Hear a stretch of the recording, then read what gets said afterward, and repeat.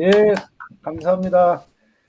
예, 이렇게 좋은 기회를 주셔서 너무 감사드리고요. 제가 사실은 뭐 그렇게 역량이 뛰어난 건 아닌데, 또 우리 저기 이인혜 교수님, 그리고 김성백 센터장님께서 이렇게 그 좋은 기회를 주셔서, 저도 상당히 떨립니다, 지금. 저도 굉장히 실험적입니다. 제가 그래서 그 좌우지간 최선을 다해서 여러분을 뵙도록 하겠습니다. 에, 이렇게 아까 이인혜 교수님이 잘 소개해 주셔서 그런 동기들을 구체적으로 내가 왜 제가 이런 개념에 도달하게 되었는지는 이제 강의를 하면서 말씀을 드리겠습니다. 일단은 저는 이 강의를 위해서 처음 말씀을 드려야 될 것 중에 하나가 메타버스를 저는 뭘로 봤냐면은 화면 잘 보이시죠? 예. 메타버스를 저는 뭘로 봤냐면은 이게 우리 학교에 강원대학교에 메타버스 개념을 이제 전국적으로 확산시킨 김성균 교수님이라는 분이 계시는데요. 그분이 디지털 지구라고 얘기를 하더라고요. 그래서 저는 이거를 어떻게 생각했냐면 이게 신세계구나. 예. 우리가 여태까지 가보지 못한 세계고 이건 지리학자가 꼭 가야 되는 세계다.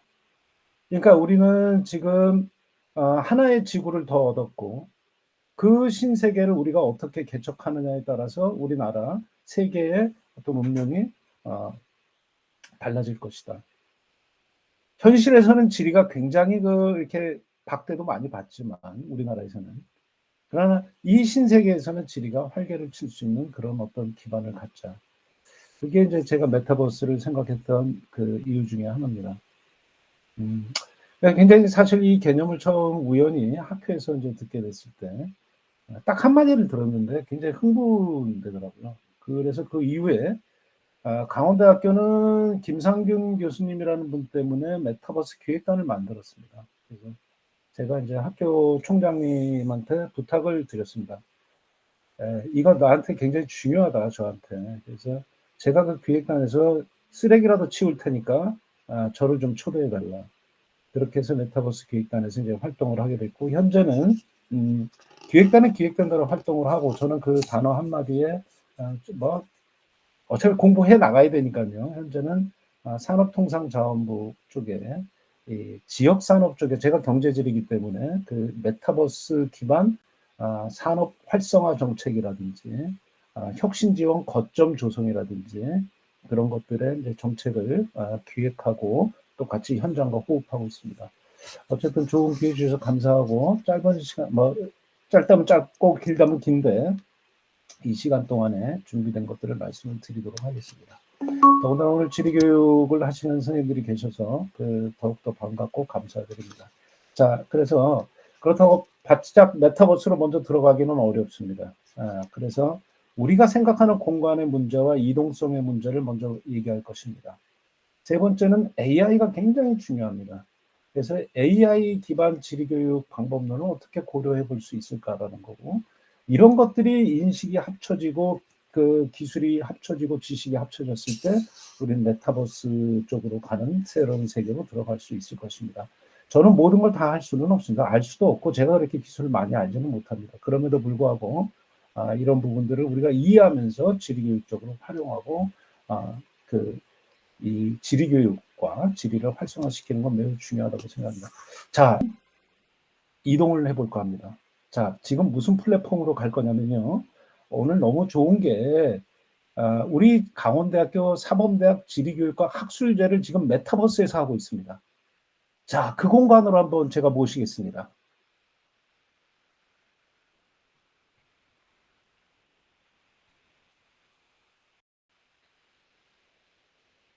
잠깐만요.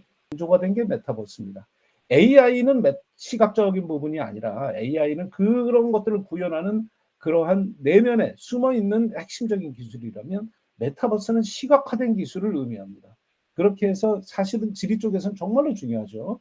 자, 그러면 강원대학교에서 우리 학생들이 정혜영 교수님과 만든 단양 돌리네로 한번 여행을 해볼까요? 여기 돌리네 가서 이렇게 치면 이렇게 우리가 이제 쭉 이 돌리네 플랫폼으로 여행을 하게 됩니다. 그러면 이제 조금 있다가 이제 돌리네가 나옵니다.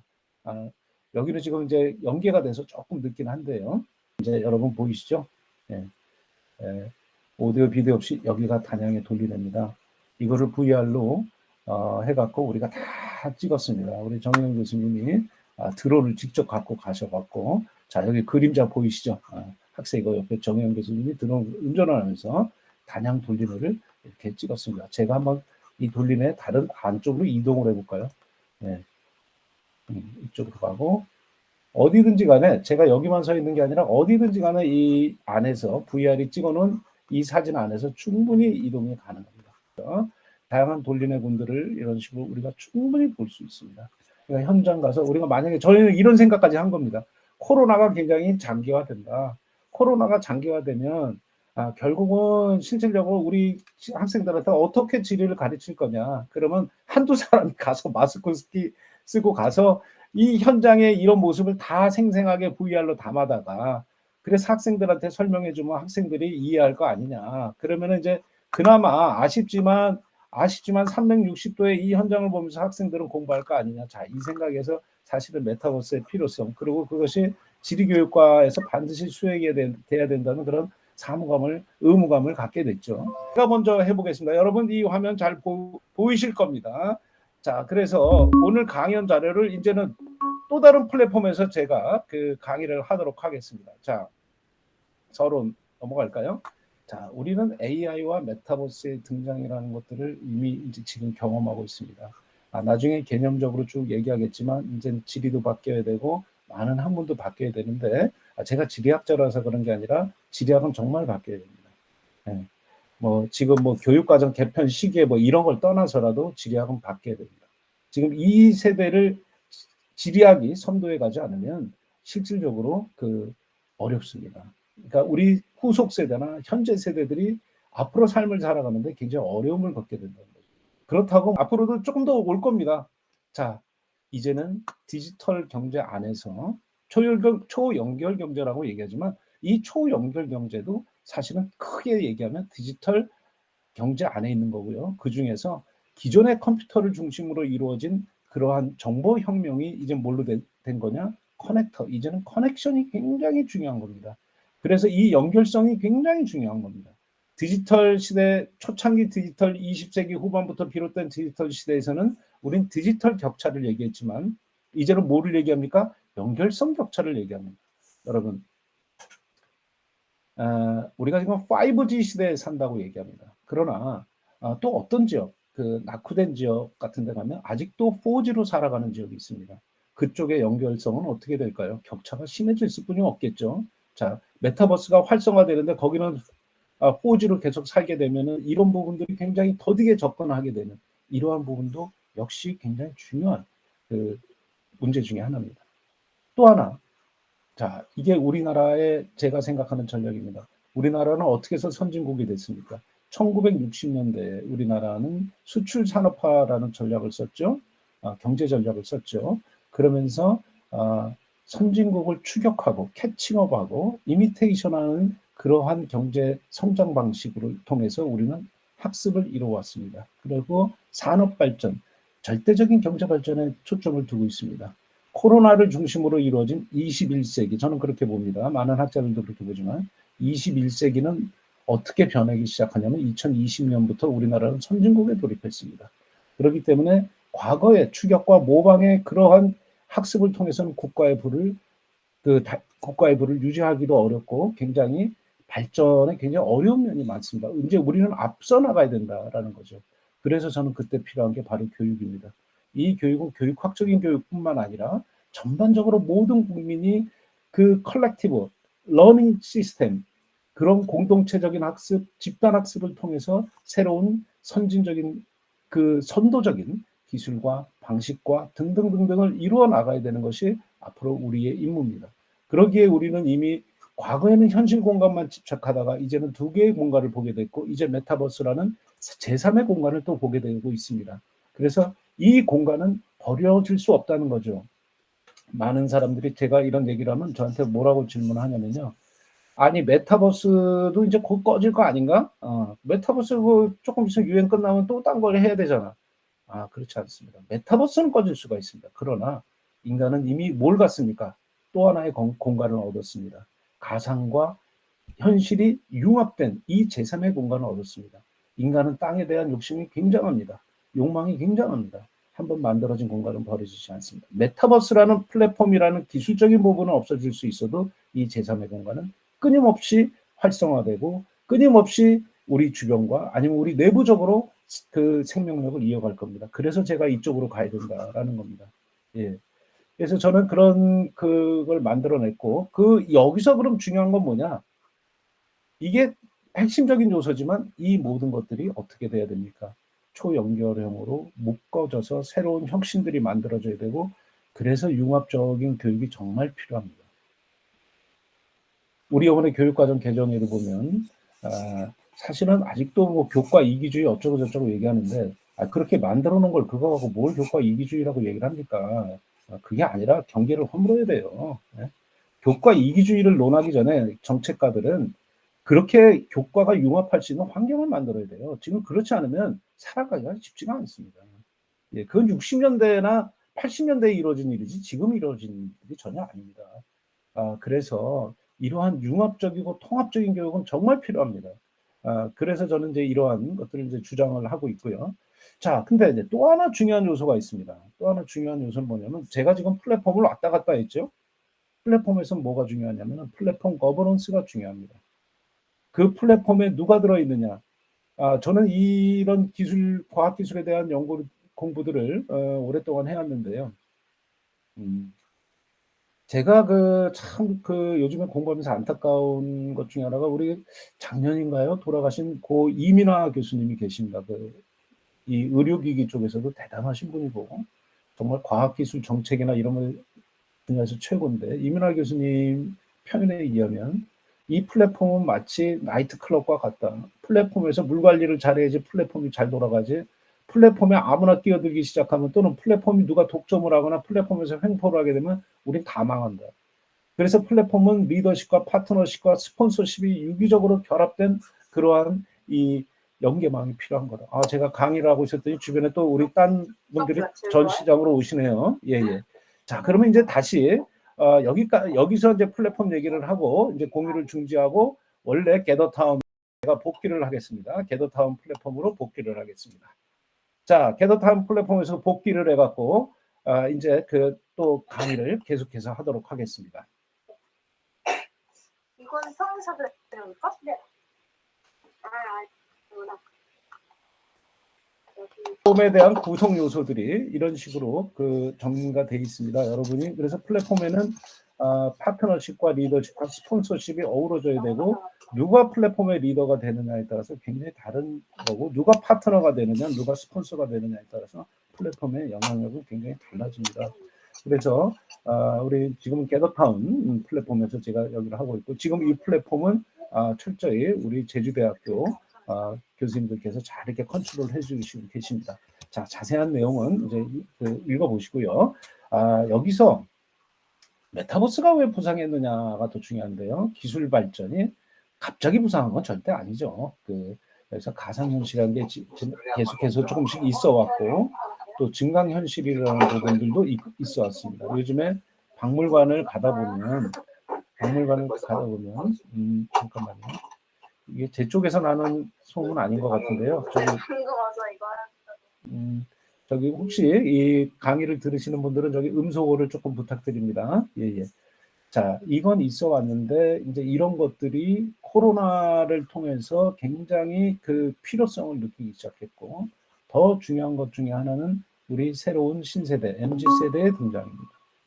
이들이 로블록스라는 플랫폼에 들어가서 게임을 하면서 그게 메타버스인지 뭔지는 몰랐지만 점점 그거의 정체성을 찾아가기 시작했고 또 이제 제 세대도 마찬가지죠. 이 세대들이 또 중요시하는 건 뭡니까? 경험을 중요시합니다. 자기가 한번 해봐야 됩니다. 남과 경쟁하는 게 중요한 게 아니라 자기 스스로 업데이트되고 업그레이드하는 걸 중요시합니다. 업글 인간이라는 게 그런 거 아니겠습니까? 이제는 옛날 같은 우리는 우리 어릴 때 공부할 때 남의 옆집에는 공부 잘하고 어쩌고 저쩌고 하면 막 귀 막고 듣고 그랬었는데 이제는 애들은 그런 걸 좋아하지 않습니다. 자기 스스로 계속 끊임없이 업데이트하고 자기가 만들어지고 자기가 체험한 걸 중요합니다. 산업공학과 학생들이 고연을 했고 여기는 왼쪽에 보이는 그는 우리 강원대학교 지리교육과 정혜영 교수님이고, 이쪽에 오른쪽은 이제 제가 메타버스 안에 네이버 제페토 안에서 메타버스 안에서 이렇게 좀 멋있죠? 힘들었습니다.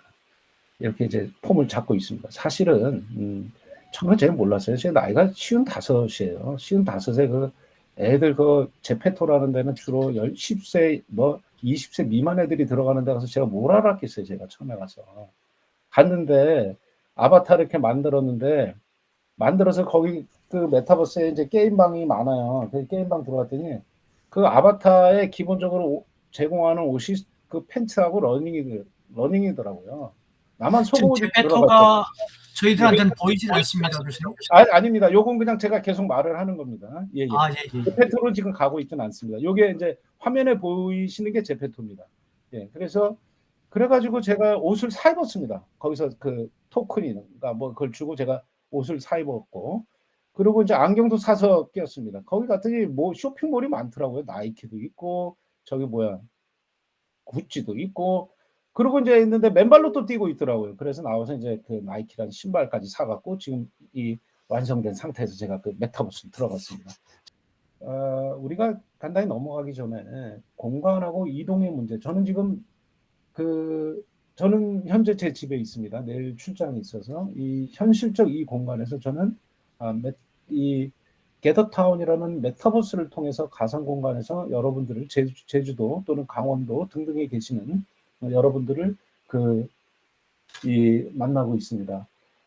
그러면 결국은 앞으로 시대는 무슨 시대냐면 앞으로 시대는 이런 모빌리티, 이동의 문제를 어떻게 고민해야 되느냐라는 시대가 됩니다. 단순히 우리가 여기 그림에서 보듯이 비행기가 헬리콥터가 있고 자동차가 이것도 굉장히 중요한 이동 모빌리티의 문제인데 보다 근본적으로 다른 어떤 그 입장을 갖게 됩니다. 그러니까 결국은 모빌리티의 문제가 아니라 우리는 모빌리티스라는 문제로 가게 됩니다. 이건 영국의 사회학자 돌아가셨죠. 2년 전에 돌아가셨죠. 존 어리가 얘기를 한 내용입니다. 그러니까 모빌리티라고 얘기하면 우리는 단순히 물리적 이동만을 얘기하는데 어리가 얘기한 모빌리티는 굉장히 폭이 넓습니다. 이런 물리적 이동뿐만 아니라 이미지와 정보의 이동, 네트워크를 통한 이런 다양한 이동들, 그리고 사람, 정보, 이미지까지 다 이런 하부 시설의 문제와 또는 공항과 같은 이러한 지역 간의 경계 게이트의 문제, 이런 것들이 다 모빌리티스를 구성하는 굉장히 중요한 요소임을 강조를 하게 됐죠. 그리고 결국은 그 다음에는 또 하나의 문제는 모빌리티는 사회적 관계에서 계층적 이동도 모빌리티입니다. 굉장히 중요한 거죠. 그리고 앞으로는 사회학적으로도 중요한 게 모빌리티의 자본, 네트워크의 자본을 누가 갖느냐에 따라서 실질적으로 부의 흐름이 달라진다라는 걸 또 얘기하게 됐고, 어린은 사회학자지만 어린은 랑카스터 대학의 사회학자셨어요. 근데 영국의 랑카스터 대학의 사회학의 특징은 이런 사회학과 공간, 지리학과 이런 것들이 굉장히 통합적으로 어우러지는, 정치경제학적 그렇고요. 그런 법제석 다 그쪽 팀들이죠. 예. 모빌리티를 중요시하고 있죠. 모든 국민은 거주 이전의 자유를 가지죠. 자, 모빌리티스의 문제입니다. 국가는 지역 간 균형 있는 발전을 시켜야 됩니다. 그래서 모빌리티를 어떻게, 우리가 균형 발전을 얘기하는 것도 궁극적으로 뭐의 문제입니까? 모빌리티스의 문제입니다. 지리학에서 접근성의 문제, 모빌리티스의 문제입니다. 이미 법률적으로도 제가 찾아봤지만 이 우리나라 헌법만 해도 모빌리티스에 관련된 문제들이 굉장히 많습니다. 자, 이 모빌리티스에 관련된 문제가 이제는 현실 공간과 사회 계층에서의 모빌리티 문제가 아니라 이제는 가상 공간과 현실 공간 간에, 가상 공간 또 안에서는 가상 공간과 현실이 융합된 공간 안에서는 게더타운과 지금 스페셜이라는 또 다른 플랫폼들 안에 끊임없는 모빌리티들이 생길 수뿐이 없는 거죠. 그러니까 결국 21세기에 보는 모빌리티스의 자본을 어떻게 우리가 확보를 할 수 있느냐, 그리고 네트워크의 자본을 어떻게 확보할 수 있느냐, 이것이 굉장히 중요한 그 요소가 될 수뿐이 없습니다. 이동이 단순히 관련된 육체적 이동만을 의미하는 것이 아니라 사물이 이동하고 사물이 연결되고 상상 속의 이동이 계속 이루어지고 통신 이동, 가상 이동이 계속 이루어지는 이러한 사회에 살고 있는 거죠. 열차, 자동차, 비행기만의 이동이 아닙니다. 이제 온라인에서 이동을 하는데 우리는 부재적 현존, 현실에는 없지만 거기는 있고 여기는 없지만 저기는 있고 이런 것들이 계속해서 실질적으로 만들어지고 있습니다. 그래서 시공간의 거리가 압축된다라는 것뿐만 아니라 우리는 시공간 거리가 압축된 지리학자 데이비드 하비가 얘기한 temporal spatial compression이 아니라 이제는 거기서 더 중요한 건 몰입감으로 우리가 가는 거죠.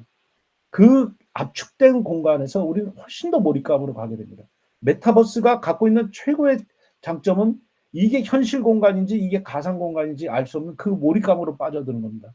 자, 먼데 있지 않습니다. 이거 생각해 보실까요? 여러분 그 자동차 운전하실 때 내비게이션을 보고 계시죠? 자, 그게 메타버스입니다.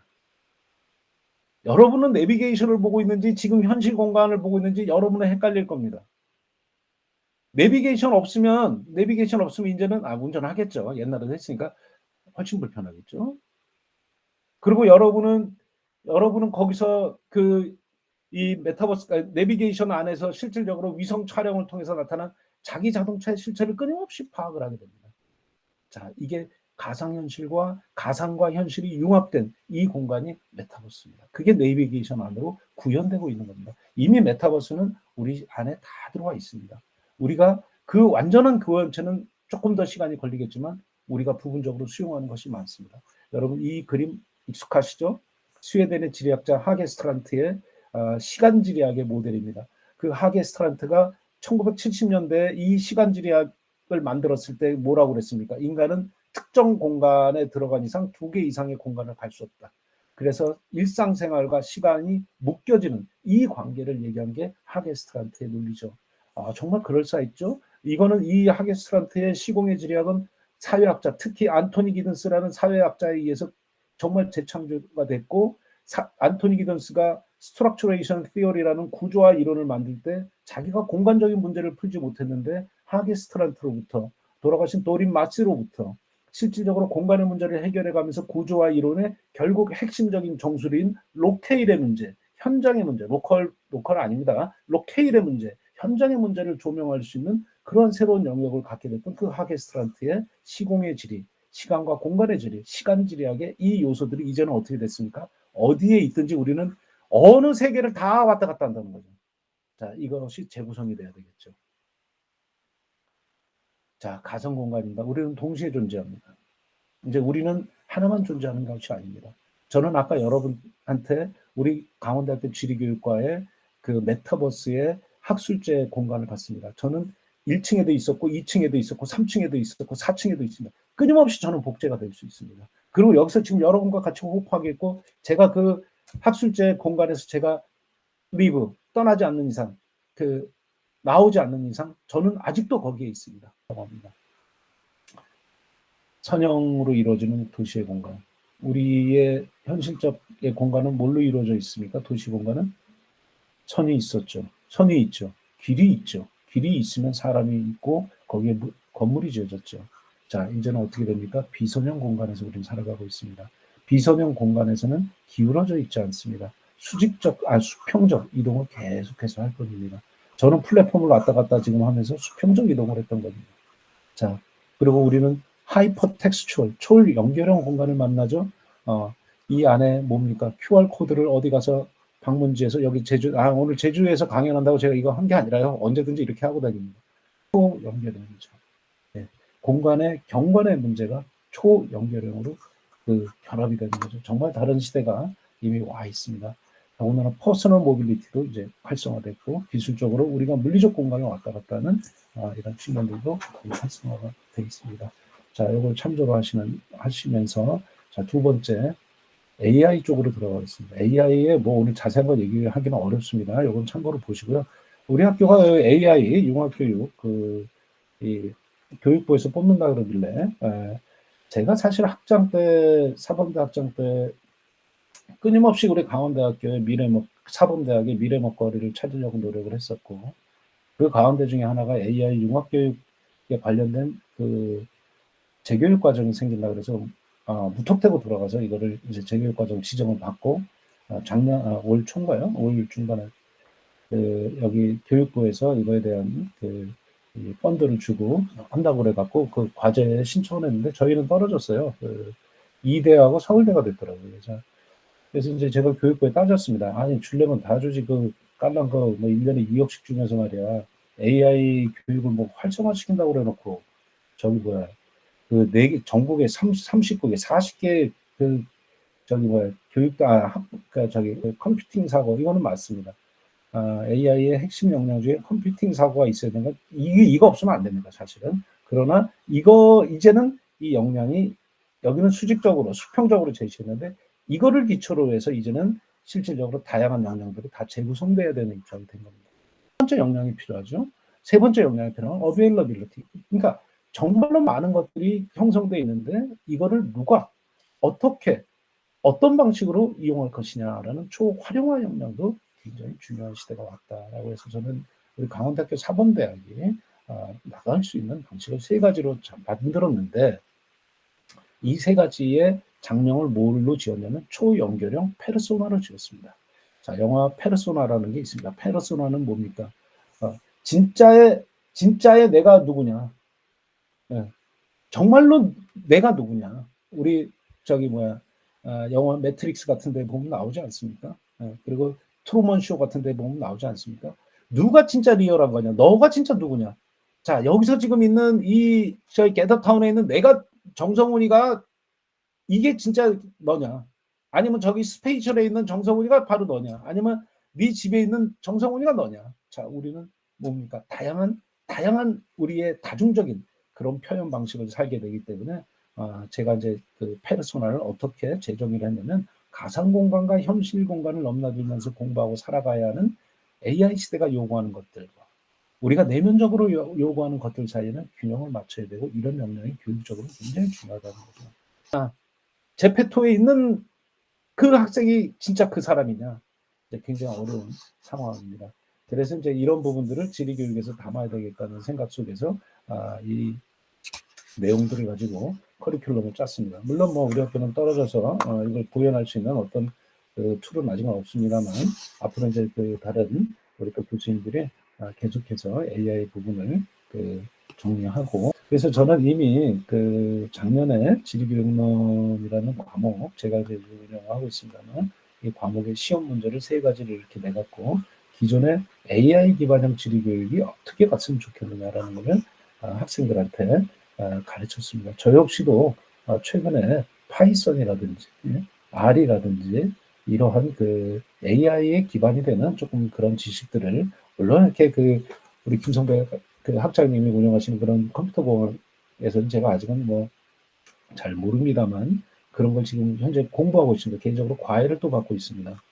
그래서 저희 그런데 이제 나가고 있으면서 우리 과목에서는 학과 과목에서는 실증주의 지리학이 앞으로 AI를 융합했을 때 어떤 방식으로 더 갈 수 있을 것이냐, 인간주의 지리학적인 방법론이 AI를 접할 때는 어떻게 갈 것이냐. 왜냐하면 인간주의 지리학이 오히려 역설적이게도 AI가 더 발달하면 실증적인 게 훨씬 더 발달할 것 같은데 더 중요한 건 인간적인 것들을 어떻게 찾아가야 되느냐가 더 중요한 문제. 우리의 정체성. 공동체 초개인화된 사회에서의 맞춤형 개인 사회에서의 우리의 정체성, 우리 사회의 정체성이 뭔지를 찾아야 되는 건 너무나도 중요하고 개인의 정체성을 찾는 건 정말로 중요합니다. 그래서 이제 이런 부분들을 방법론을 재구성해야 되겠다는 생각을 갖고 있고요. 그 다음에 이제 구조주의나 포스트 모더니즘에서도 이제 마찬가지죠.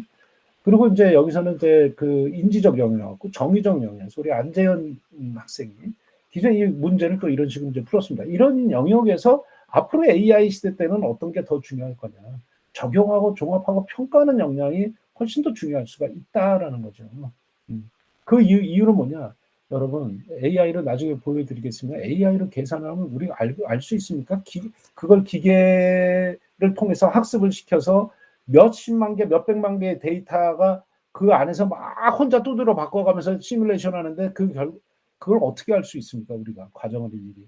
그럼 그 결과를 나중에 해석을 못하게 될 겁니다. AI 시대에 중요한 거는 이러한 어떤 평가 역량, 해석 역량이 굉장히 중요하다. 뭐 저도 굉장히 동의합니다만 그렇게 하게 됐고 지식에서는 상호작용하고 구조화 문제가 중요할 것이다. 라는 부분인데 여러분들이 이제 한번 보시죠. 자, 이거를 또 경제지리학에다가 이런 개념들을 도입해서 이렇게 초연결형 시대 때는 모빌리티스와 플랫폼 이런 것들이 또 어떻게 바뀌고 경제지리학은 어떻게 바꿔야 되느냐. 자, 보십시오. 우리는 경제지리학에서 오늘은 죄송합니다. 혹시라도 지리학 전공이 아닌 교수님이나 선생님들은 조금 이해해 주십시오. 경제지리학에서 뭘 우리는 강조했습니까? 직접 뭐 배버에 직접 기업들은 이렇게 연결을 갖고 서로 거래를 주고받고 등등등등을 우리는 연구를 했습니다. 자, 이거를 가지고 AI로 분석을 했더니 기계학습과 머신러닝과 딥러닝을 통해서 분석했더니 그 20만 개의 데이터를 가지고 분석했더니 자, 그림 이렇게 나옵니다. 자, 이거 해석 가능합니까? 모르죠. 이거를 끊임없이 딥러닝을 시키면 어떤 모형으로 나오면 이렇게 유형화가 나옵니다. 이렇게 유형화가 나오는데 더 큰 문제는 이게 도대체 뭐 어땠다는 거냐. 거미같이 생겼고 하나는 거미가 흐트러지고 자 이게 집적이 뭐고 이건 뭐냐. 자 뭐가 중요합니까? AI의 기능을 썼다라는 게 중요한 것이 아니라 그거를 써서 이 나온 결과물을 어떻게 해석을 해낼 수 있느냐가 굉장히 더 중요한 거죠. 이제는 자료가 나쁘다가 아니라 자료는 가급적이면 이제는 전수조사 형태로 나갑니다. 웬만한 것들은.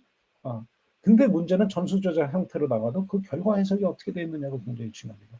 저는 여기 이 역량이 더욱더 중요하죠. 우리는 여태까지 이 정도의 그림은 봤을 겁니다.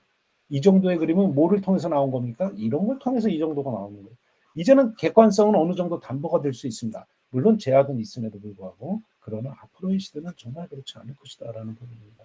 자, 이러한 것들이 결합돼서 어디로 옵니까? 자, 정리하겠습니다. 이제 메타버스로 왔습니다.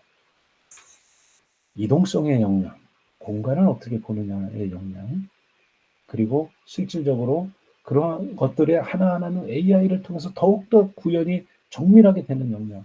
이제는 우리는 디지털 지구를 만났습니다. 이런 역량들은 디지털 지구를 만나면서 이런 다양한 가상세계와 현실세계의 결합을 꿈꾸고 있습니다.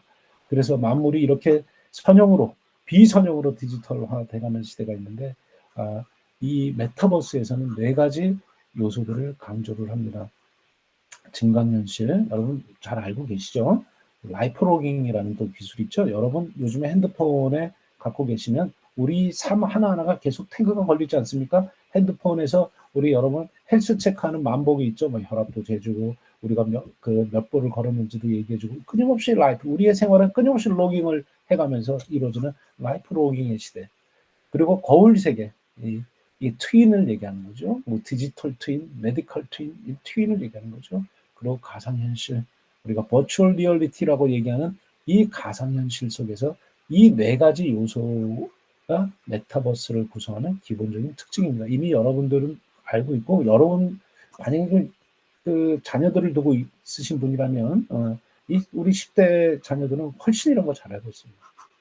근데 메타버스를 두고 전문가들 간의 논쟁은 조금 있습니다.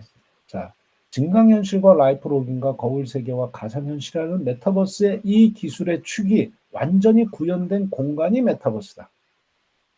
증강현실 하나가 메타버스가 아니고 라이프 로깅 하나가 메타버스가 아니고 가상현실 하나가 메타버스가 아니고 트윈 하나가 메타버스가 아니라 이게 완전히 결합되고 그 결합된 상태에서 글라스를 쓰고 들어가 보면서 실질적으로 그 안에서 내가 가상에 있는지 내가 현실에 있는지를 모르는 그 몰입감에 빠져가는 그 완전 최적화된 그 상태가 메타버스지 하나하나는 아니다라는 이제 그러한 원리론적인 어떤 주장도 있습니다.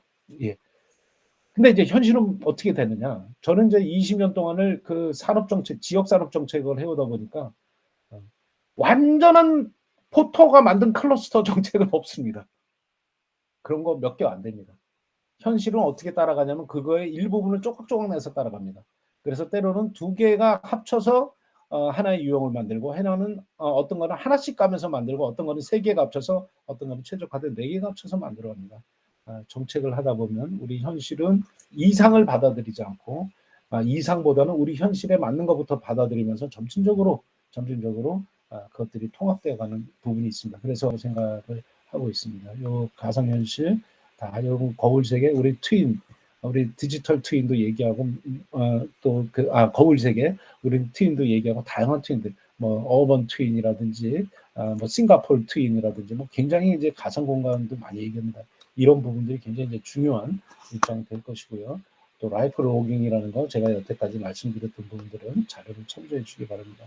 자, 그럼 이게 현실적으로 잘 안 되고, 그러니까 안 되고 있는 걸 내가 지금 거짓말을 하고 있는 거냐? 우리 이상세계 그거 아닙니다. 이미 메타버스에 관련된 내용들은 아주 완숙한 걸로는 가지 않죠. 되게 언제까지 봅니까, 이거를? 어번 트윈이라고 얘기하는 그 버추얼 뭐 싱가포르 같은 그러한 우리가 지금 뭐 버추얼 제주 같은 예를 들어 그런 것이 현실화되기 위해서는 어떤 환경이 제일 중요하냐면 5G가 아니라 6G가 중요하고 그래서 전문가들은 그걸 2030년 정도까지 보고 있습니다. 그렇게 해서 그것이 완전히 가상 공간이 현실 공간과 결합하는 공간이 만들어졌을 때 다양한 도시 환경에 대한 지역 환경에 대한 시뮬레이션이 가능한 거고 지금은 그거를 위한 끊임없는 도전들을 해나가고 있는 겁니다. 세상이 변하고 있기 때문에 우리가 해야 될 일이 너무나도 많습니다. 지리학자들은 더욱더나 지리학자만이 아니라 우리 지리를 담당하는 모든 사람들이 해야 될 일이 너무나도 많습니다. 그거에 대한 또 다른 질서를 만들어야 되고 공간 질서를 만들어야 되고 지리적 질서를 만들어야 됩니다. 이제는 상품 공간도 달라집니다, 여러분. 보셨다시피 조금 더 크게 이미 뭐 제 그걸 보고 계시지만 여기서 보시면은 이제는 사과를 만들어도 사과 상품 광고가 입체적으로 이루어질 수 있고요. 오늘도 우리는 메타버스 안에 이렇게 교육이 이루어질 수 있고 모든 상담을 할 때도 이러한 게더타운처럼 디지털 그러니까 그 플랫폼 상담실로 와갖고 같이 모여서 얘기할 수 있는 이런 부분들이 만들어질 수 있습니다. 들어오면 인문사회과학계는 그럼 할 일이 없느냐? 그런 건 아닙니다. 훨씬 중요하죠. 가치사슬을 보면 마지막 메타버스 가치사슬의 중요한 거는 이 디지털 재화의 문제와 마지막에는 이 경험의 접점 문제. 아까 초창기에 말씀드렸던 경험의 세계, 경험 경제를 어떤 방식으로 가야 되느냐. 그래서 메타버스 플랫폼에서 가장 중요한 건 내러티브입니다.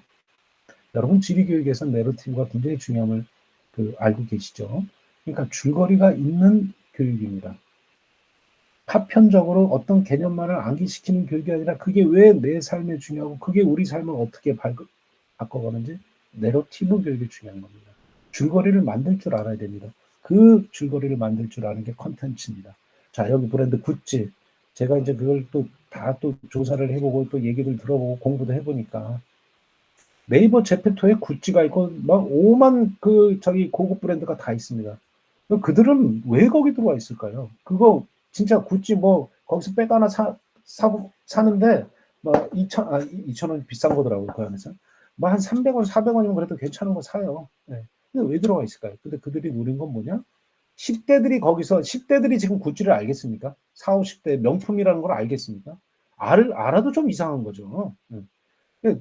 10대들이 체험할 수 없지만 메타버스 안에서 굿즈? 내가 사던 거? 200원 주고 사던 거? 300원 주고 사던 거? 현실 공간에 보니까 굿즈가 있네.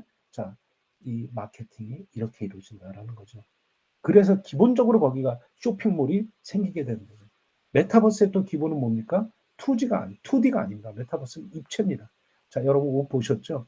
이제는 자기 아바타에 자기 체형에 맞는 것을 메타버스 안에 진짜입니다. 이거 지금 계속 구현되고 있습니다. 쇼핑몰들은 가갖고 자기 체형을 아바타 체형을 놓고 거기다가 그 상점에 있는 메타버스 안에 있는 쇼핑몰에서 그 옷을 클릭하면 이렇게 입혀집니다. 여러분 아바타 지금 여기 게더타운의 아바타는 조금 이렇게 로보틱스 기계적인 어떤 모습이지만 제페토 안에 있는 아바타는 아까 제가 보여드렸던 것처럼 진짜 사람의 뭐 모습과 거의 유사할 정도로 갑니다. 그러면 클릭을 하면 내가 이렇게 옷을 입어봅니다. 자, 이거 나한테 맞네? 그럼 이제 주문이 들어가는 거죠. 자, 이제는 달라지기 시작한 겁니다. 현실 공간이 이제는 그냥 창고로 변할 수도 있는 거고 우리는 쇼핑몰에서 모든 걸 다 쇼핑을 할 수가 있습니다. 자기네들끼리 아바타끼리 만들어서 자기네들끼리 드라마를 만듭니다. 그게 가능합니다. 이제는 우리가 막 TV에 빠져갖고 50%, 60%의 시청률을 갖고 가는 그 드라마도 있을 수 있겠지만 그거는 이제 굉장히 드문 일이고 이제는 다양한 드라마들이 메타버스 안에서 만들어지고 우리는 그것을 구경하고 오면 됩니다. 이제는 현실 공간의 기업들 간의 거래만을 분석할 게 아니라 메타버스라는 공간에서 우리가 쇼핑을 하는 거, 메타버스 안에서 만들어지는 제조품들에 대한 거래 구조도 우리가 파악해야 되는 굉장히 어려운 난이도가 높은 시대로 가고 있는 거죠. 그건 누가 합니까? 그래도 기계가 한다고 다들 착각을 하는데 사람이 합니다. 그럼 거기서 나타나는 사회자본, 그 소셜 릴레이션에 의한 릴레이션 자본과 네트워크의 특성들은 뭐 어떻게 될 거냐. 이 메타버스 시대는 도대체 어떤 방법론들을 가지고 좀 활성화시키면 되겠느냐 이런 문제들을 냈습니다. 그러니까 답은 없습니다. 이거 갖고 채점을 했습니다. 근데 이거 갖고 뭐 채점을 할 수가 없죠. 학생들은 그래서 저는 어디다 초점을 뒀냐면 학생들의 상상력과 기존의 지식을 활용해서 극대화시키는 역량에다 초점을 두고 채점을 했습니다. 자, 이제 새로운 세계가 왔으니까 이렇게 가보자. 그렇게 해서 이제 이런 부분들을 가지고 학생들이 이렇게 답을 쓴 거를 오늘 그 선생님들한테 제시를 합니다. 한번 그냥 참고로 읽어보시고요. 자, 이제 마지막입니다. 이제 시간이 많이 됐네요. 결국은 우리 교육의 입장에서 메타버스에서 학교를 설립해야 됩니다. 그래서 우리 대학원생이 다음과 같이 제안을 했습니다. 게임의 원리를 이용한 학교의 커리큘럼과 학교의 학제를 만들어보자. 그런 메타버스 안에서 이러한 것들이 다양하게 이루어지고 끊임없이 활동과 보상이 이루어지고 끊임없이 이것과 상호작용 같은 새로운 부분이 존재할 것이다. 라는 입장에서 안을 냈습니다. 자, 몇 가지 딱 3가지만 간단하게 말씀드리고 끝나겠습니다. 플랫폼 굉장히 중요합니다. 자, 이거는 기술적 플랫폼도 중요하지만 이 플랫폼을 운영하는 플랫폼 거버넌스가 굉장히 중요하다는 겁니다. 두 번째, 우리는 여태까지 공적 지리와 사적 지리, 저는 공적 지리의 경계가 어디까지라고 얘기하기는 어렵지만 이제야말로 개인 지리가 엄청나게 중요하게 됩니다. 여러분 학생들 지도할 때 학생들이 어떤 플랫폼을 선호하고 어떤 플랫폼에서 어디서 놀고 있는지가 더 중요하고 그들의 개인적 체험과 그 플랫폼에서 공간 체험은 너무나도 중요하게 될 겁니다. 그렇기 때문에 제가 정의하는 인문지리학은 그냥 인간이 만드는 게 아니라 시간의 흐름에 따른 땅의 쓰임새, 공간의 쓰임새와 주변 상황의 변화를 통해서 나타나는 인간의 본성을 연구하는 학문이 저는 인문지리라고 정의를 내리고 있습니다. 결국 지리를 통해서 누구를 통찰해야 되는, 인간을 통찰해야 되는 게 그 지리인이라는 걸 통해서 인간을 통찰해야 되는 게 우리 지리학자들의 소신이고 우리 지리학이 나가야 될 것이라고 저는 생각하고 저는 이 분야를 공부하고 있습니다. 그래서 인문지리학은 지리적 변화의 주체인 인간을 탐구하는 학문이 저는 인문지리학이라고 얘기를 하고 있습니다. 자, 더더군다나 이런 시기에 이 부분을 중요할 수 있다라는 겁니다. 그다음에 이제 교육의 문제는 지역 문제입니다. 자, 그래서 다양한 부분들이 지금 뭐 학교 소멸부터 나타나고 있는데, 자, 이 시기에 자꾸 소멸된다고 뭐 진짜 없어질 건지 아닌지 다 몰라요. 네. 소멸된다고 저희 그러지 말고 새로운 영역들을 찾아가는 게 나는 굉장히 중요하다고 생각합니다. 자, 이로써 제가 뭐 많이 부족하고 왔다 갔다 했지만 제가 체험한 메타버스의 세계를 여러분과 같이 공유를 했습니다. 자, 이로써 제 강의를 마치겠습니다. 여러분 감사합니다. 교수님 정말 말씀하신 예. 것처럼 신세계를 본 그런 느낌이요. 지리학에서 신세계를 찾았는데 그런 느낌. 아까 메타버스의 세계가 마치 지구는 지구인데 디지털 세계다 또는 디지털 지구다 이런 표현들이 대단히 와 닿는 것 같습니다. 특히 지리 교과를 놓고 어떻게 적용할까 하는 그 고민들이 많이 표현이 됐다고 생각합니다. 제가 오늘 시작할 때 저녁이 있는 금요일로 만들어 드리겠다 했는데요. 지금 8분 정도가 남았지만 여러분들의 동의를 얻어서 한 서너 분의 질문을 좀 받으려고 합니다.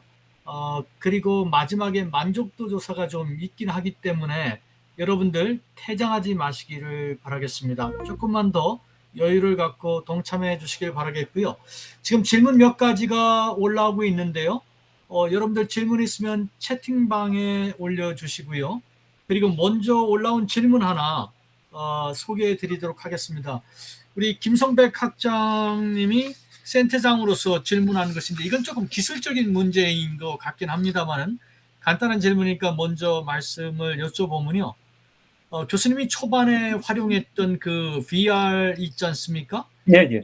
전 시간을 구현하는 데 사용했던 툴은 무엇입니까? 아주 굉장히 기술적인 질문이었는데 대답을 예, 좀 예. 하겠습니다. 예. 예, 더 자세한 건 우리 더 정혜원 교수님 잘 아시지만, 그건 나중에 제가 또 성실하게 또 이렇게 알아보고 답변을 드리고요. 스페이셜이라는 그 플랫폼이 있더라고요. 예. 그래서 거기 가서 일일이 그 플랫폼 안에서 우리가 그걸 다 만들었고요. VR은 어떻게 했냐면, 우리가 답사갈 때마다 드론을 통해서 촬영을 했고, 그걸 플랫폼 안에 탑재할 수 있도록 해놨습니다. 그렇게 해서 그 플랫폼을 활용해서 VR 관을 우리가 구성을 했습니다. 예. 예. 예, 감사합니다. 더 자세한 것은 나중에 정보를 드린다고 하니까 센터장님 기대하시기를 바라겠고요.